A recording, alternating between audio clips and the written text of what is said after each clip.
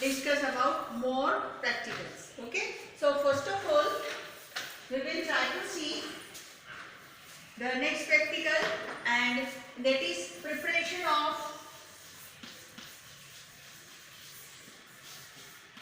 stains and staining solution.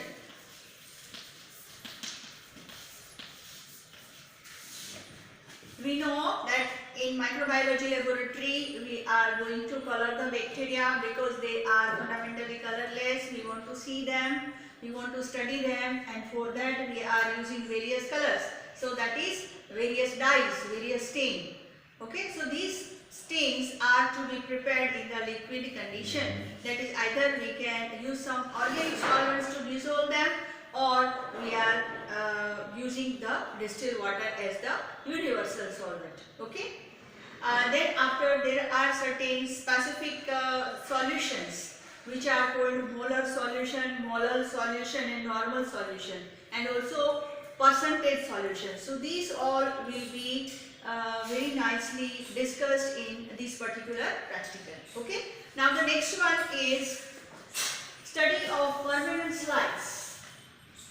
We know that there are different type of microorganisms available in the nature. So here we are going to study the specific cultures of bacteria, fungi, protozoa and algae. Okay. So with the help of permanent slides which are already prepared for you, you are going to see their morphology, you are going to study their colony characteristics, and you are going to understand that how can they are identified on the basis of their specific characters and specific structures. Okay.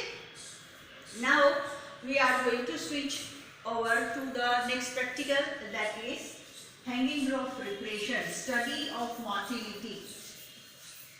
Study of motility. Now you know that certain bacteria are motile, certain are non-motile. If they are motile, also they are categorized into two categories: very fast motile and very slow type of motile bacteria.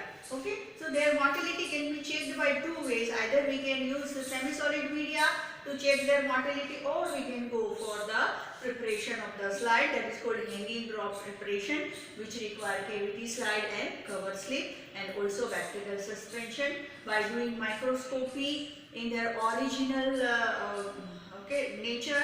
We are not going to give any stain to this bacteria, but they will be colorless, but still they will be seen illuminating, so we are able to study them under high power lens. Okay.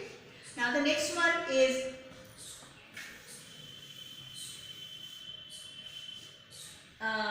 about staining procedure. Now actually we are starting with a stain. Now because we are just starting to understand about staining, we will go for monochrome staining. Now in case of monochrome, you are able to understand mono, that is one, and chrome, that is color. Okay, so this is the staining which is with the use of one particular color or one particular dye or one particular staining solution. Okay, so here also again two categories of staining are there.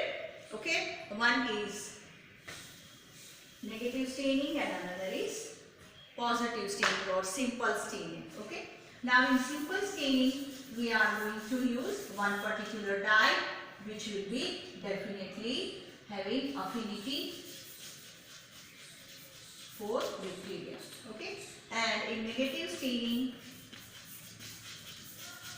we are going to use the dye which are not having any affinity towards the bacterial cells. Okay, how can we go for that? In case of simple staining, we go for basic dyes.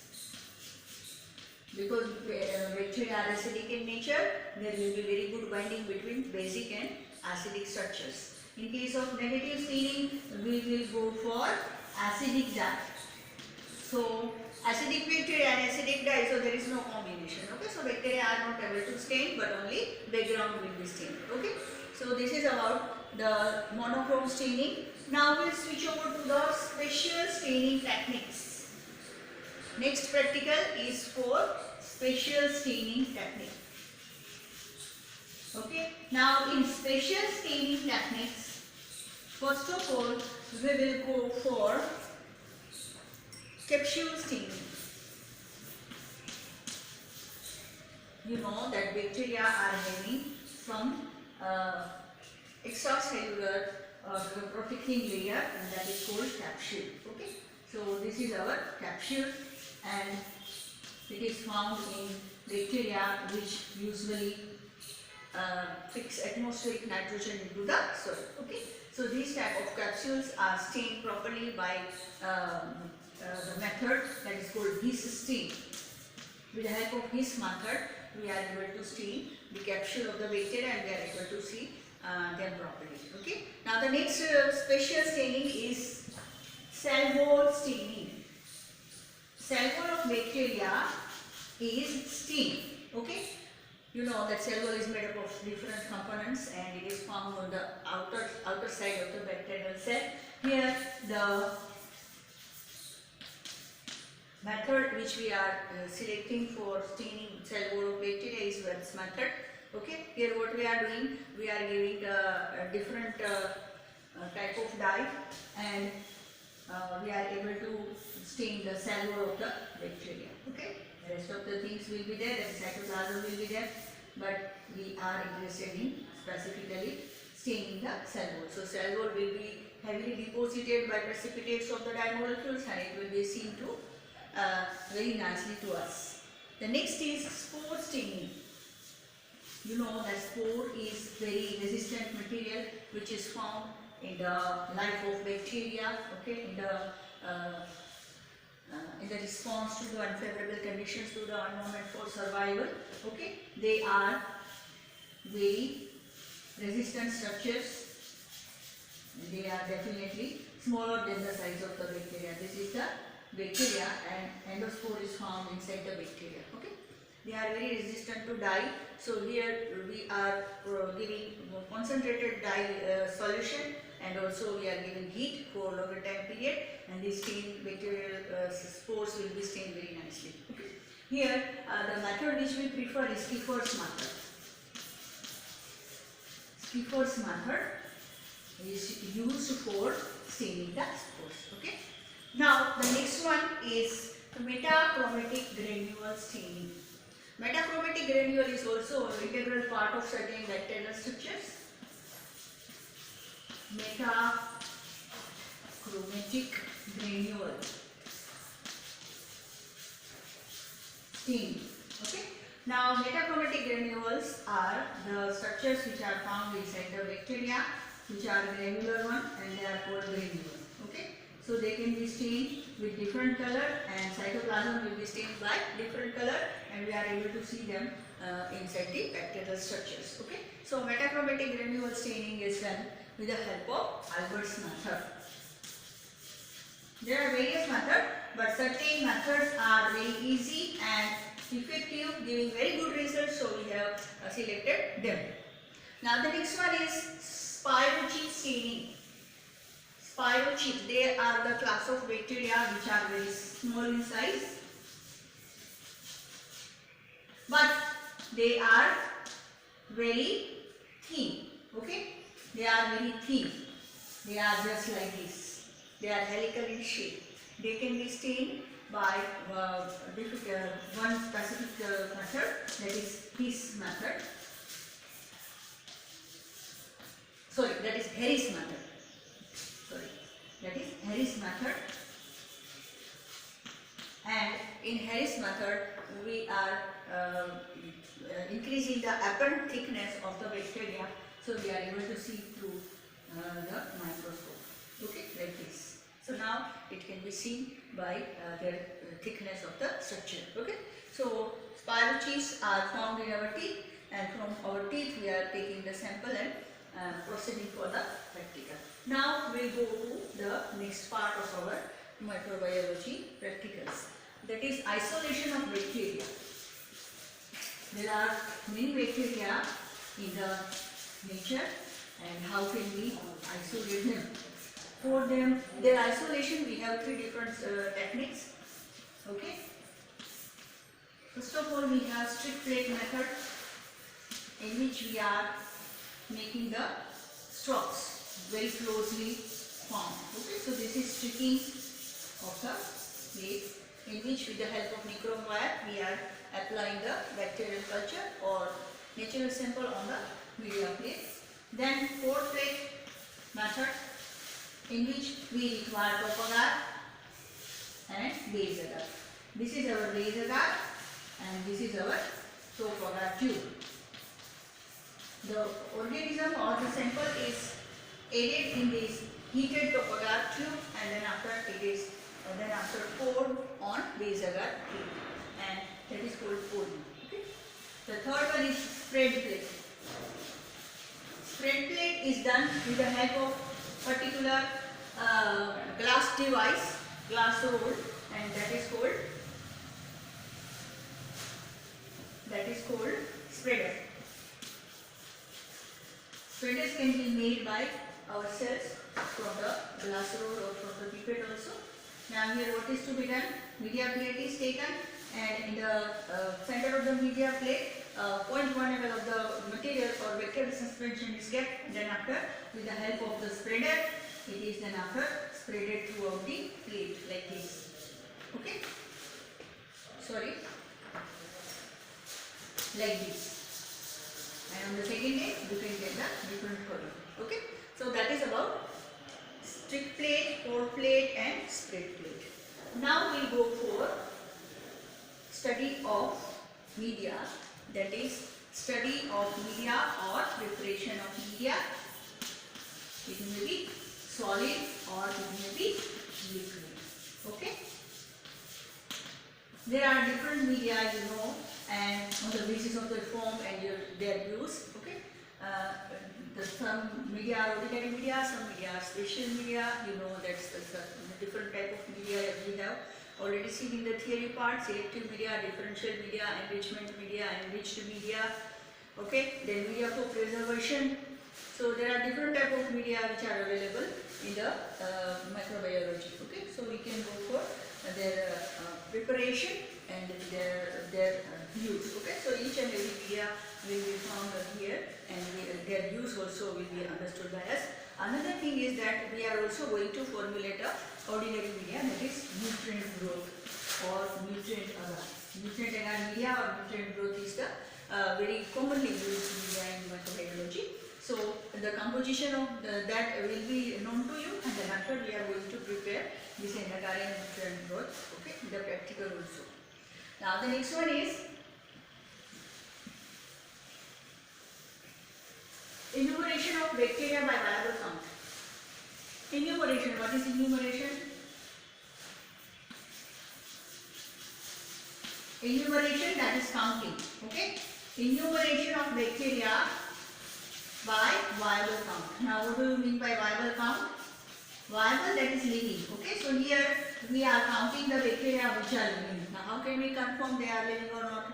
Okay, so for that we have one technique by which we can confirm the presence of these organisms. First of all, we will make the dilutions of our bacterial cultures, and from each dilution plate we will make the pour plate, and these pour plates are then after incubated, and they will give colonies on the next day. Okay, and the colony will be confirmed. Okay, the organisms will be confirmed on the basis of the colonies obtained. Okay, if we get 50 colony, we can assume that there will be 50 bacterial cells in the plate. Okay, but every time it is not possible. Okay, that only one cell will produce one single colony. That may also depend on the type of the bacteria or type of the microorganism. So that is about viable count. But formula is also given for the calculation. So on the basis of the colonies, we are able to find out that how many viable cells are there. The next practical is enumeration of bacteria by total count.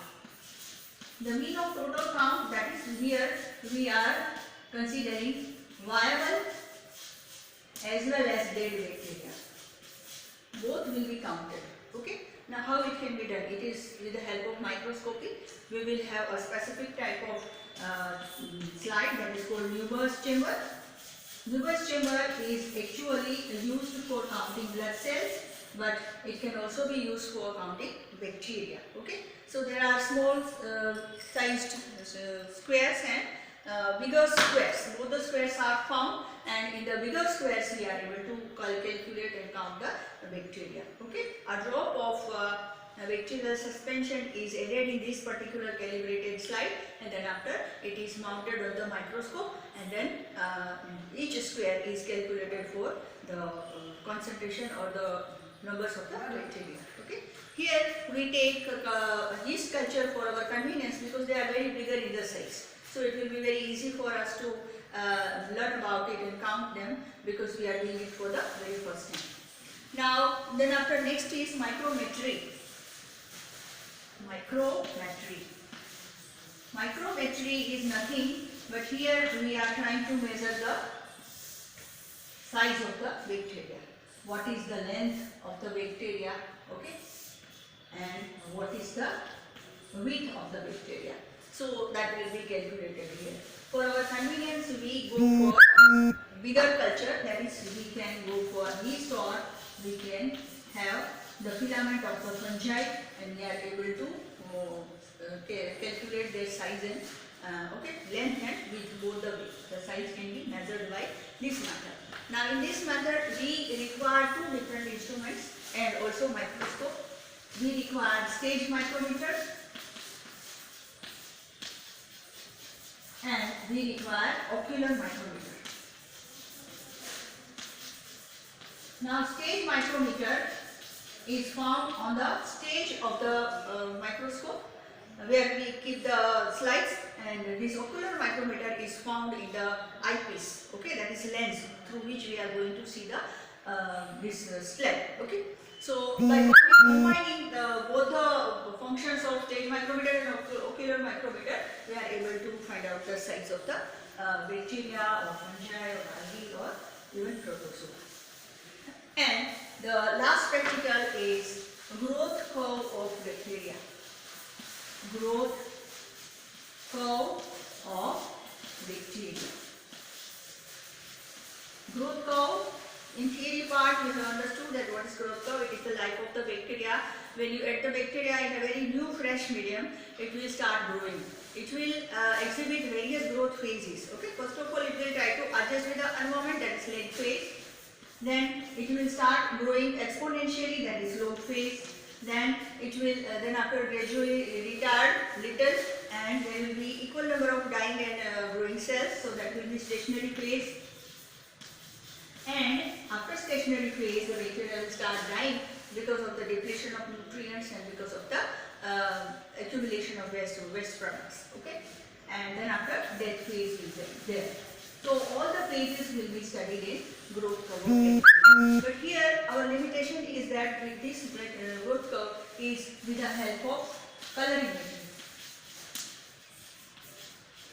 So colorimetry will not give the idea about dying bacteria, because if bacteria is living or dying, it will definitely occupy some light. Okay. So that is why there will not be any change if the bacteria is living or dying, but if it is there, it will be counted in colorimetry. So in a growth curve of bacteria, when we go for colorimetry, we are not able to find out the death phase. Only 3 different phases we are able to study. Okay. So in this way, this will be our log, then this is exponential and stationary. Okay. If you want the death phase, then you have to go for viable count. Okay. Also you can combine both the practicals, viable count as well as colorimetry, and you can also have the correlation in between optical density values and log of number of viable bacteria. Okay. So these type of experiments are already done, and a standard plot is already prepared, which is used in the calculation of generation time and growth rate in case of growth curve of bacteria. Okay. So after doing this growth curve, we are finding 2 different values on the basis of the calculation. We will determine that what is the generation time of Escherichia coli and what is the growth rate of Escherichia coli. Okay. So this was about your syllabus. There are 50 practicals in your syllabus, one by one in the different episodes of your video lectures and also video your practicals, you will come to know that how these experiments, these practicals are to be done. Okay, try to learn more and more, and be ready for your examination and for anything which can be asked in your viva. Okay, thank you very much.